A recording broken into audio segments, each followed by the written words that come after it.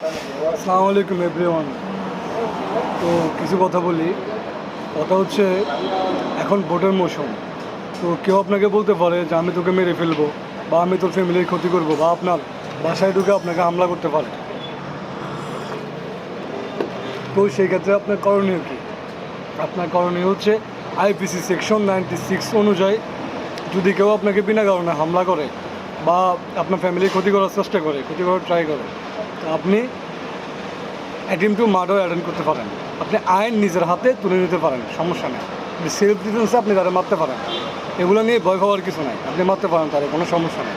কারণ IPC section 96-এ বলাই আছে, 1960 সালের আইন ল, তাতে বলাই আছে যদি আপনার জানমালের ক্ষতি হয় বা আপনার ফ্যামিলির কেউ বিনা কারণে ক্ষতি করার চেষ্টা করে, আপনি আইন নিজের হাতে তুলে নেন, প্লাস আপনি অ্যাটেম্প টু মার্ডার অ্যাটেন্ড করেন।